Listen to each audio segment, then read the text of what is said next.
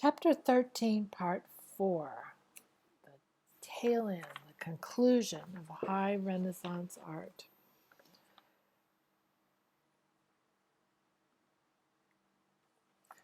Oh boy, look at that.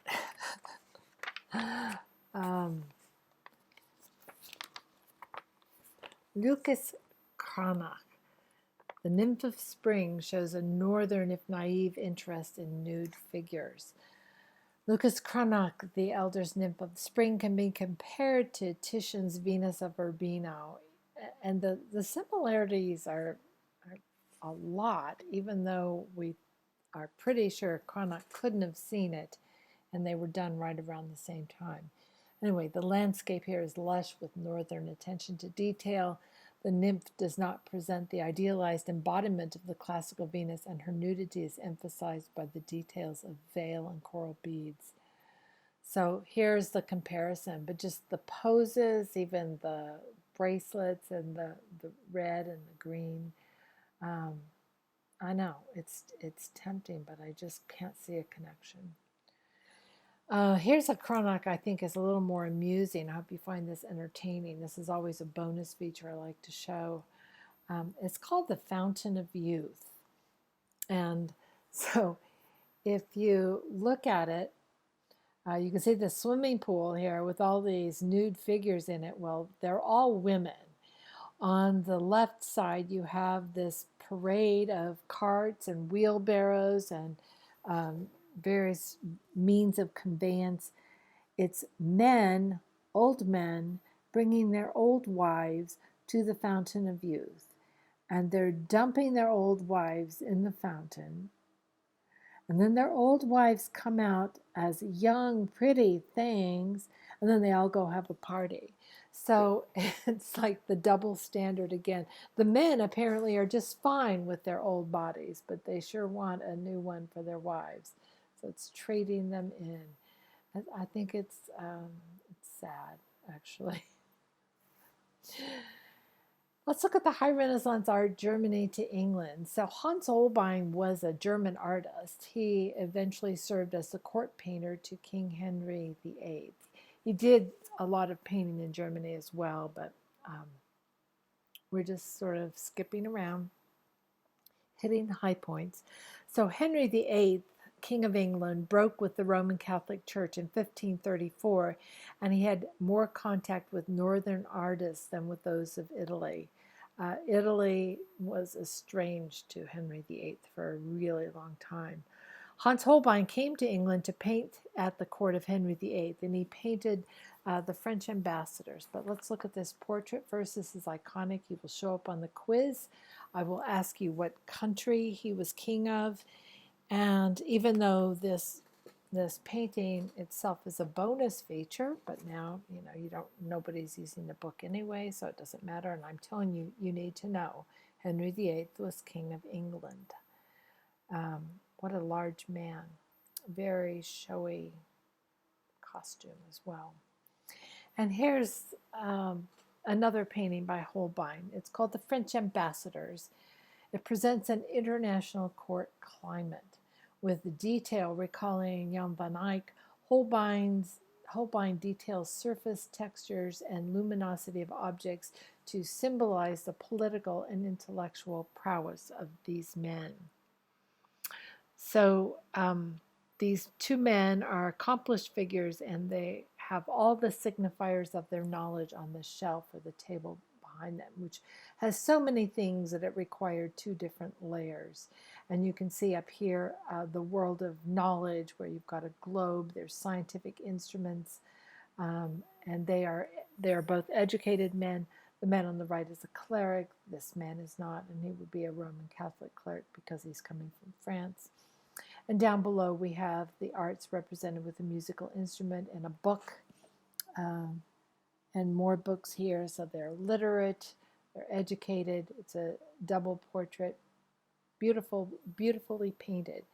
Have you noticed this weird thing floating in the foreground? So this. Oh, I should also say the this composition, this collection of objects which reflects on the accomplishments of the people, is called a vanitas, or vanity. And it is a source of pride. People liked to collect vanitas paintings. They like to have these objects in their home. So it's important. One of the vanitas objects is often a skull, which is a reminder of death, or memento mori. So that's what this floating object is. It's a skull.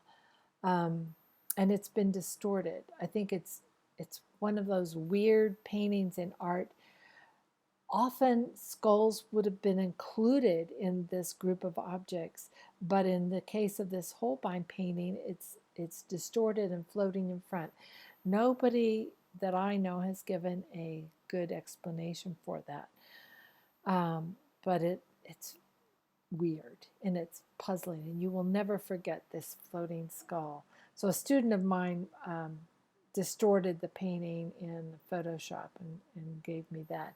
But then I did it the old-fashioned way when I was at the museum in London, the National Gallery, and I just simply stood next to the painting with my phone and took a shot from the side and got almost the same effect of the skull. And here's a nice picture of it on the wall so you can see the scale of the painting. It's not terribly huge.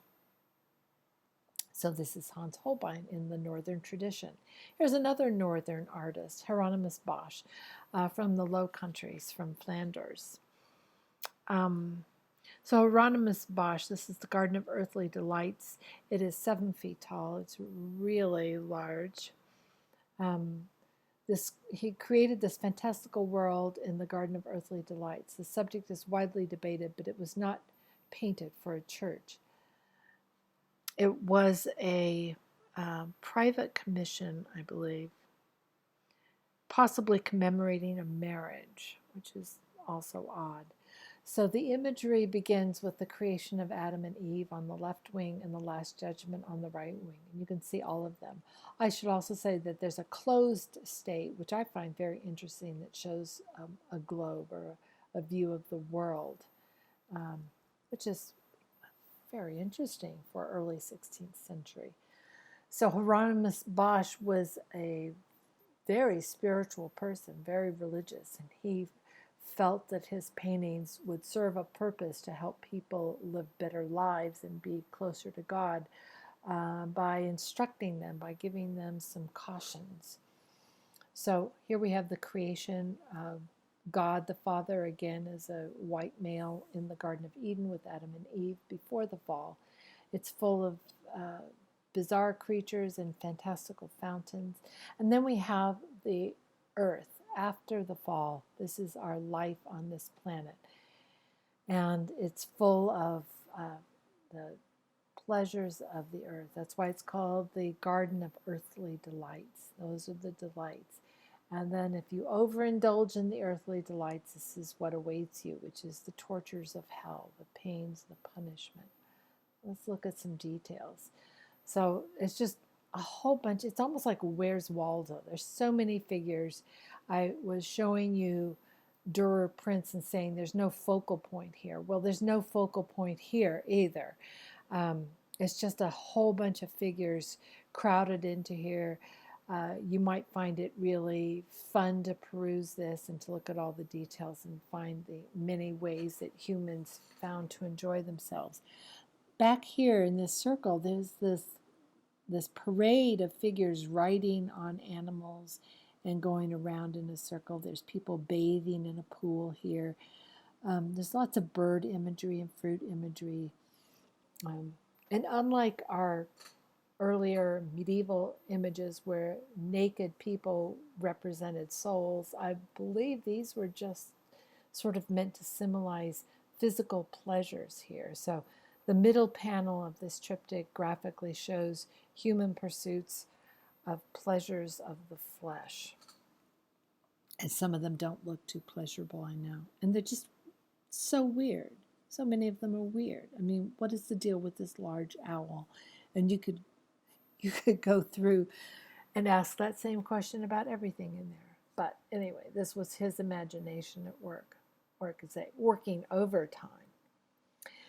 And here's some details from the right side, the Last Judgment, showing painful scenes and painful occurrences of torture, a lot of blades here, a lot of physical agony.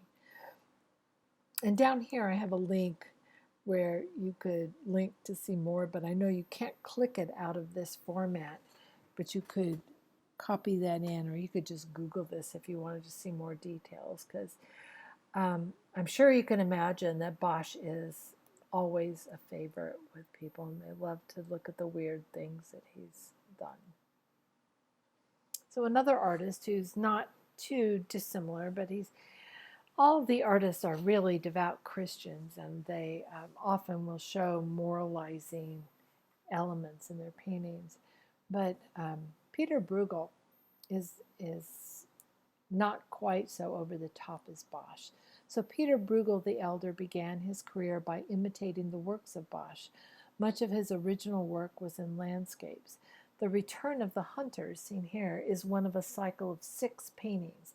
It recalls a winter scene similar to that of the Tre Richeur, that Book of Hours I showed you earlier. The contrast between white snow and dark trees enhances the distant panorama.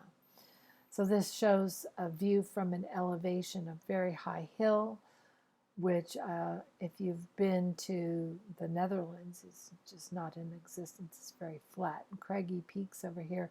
But a frozen canal down here, or lake, it's probably a canal because there's a bridge over it, and people doing things. People skating back here. They're not just huddled in their barn trying to keep warm, but they're actually out enjoying the phenomenon of frozen ice.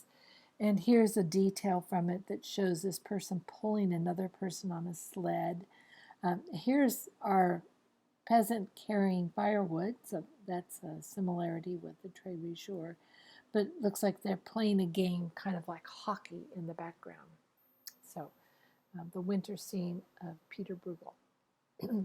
Another Peter Brugel, one that I enjoy a lot, which is even more like a Where's Waldo, is called Netherlandish Proverbs. And so each one of these, and I think that there are something like 95. Wait a minute, I have this number somewhere. Oh, no, sorry. But he illustrated many, many Netherlandish proverbs in this painting, that this sort of thing would have been recognized and given a lot of pleasure to the people who viewed it. They would say, oh, that, I know what that is. So they're just not ours. They're Netherlandish. So there's up here, there's a man with a whole bunch of pies on the roof of his house. I have no idea. I mean, I do have a list of what all the proverbs are, but we don't have time to go into it. Here's a man beating his head against the wall. So that's kind of something that resonates with us. And here's somebody who has spilled, it doesn't look like milk, it looks like porridge. That's also something we can identify with. Like, don't cry over spilt milk, meaning it's spilt. There's nothing you can do about it. You just have to move on. There's things up here like playing cards. This man is actually pooping on a globe, which has a literal interpretation of don't do that. Sorry. I'm not going to use any risque language. So anyway, I think it's really, really fun. Maybe you will too.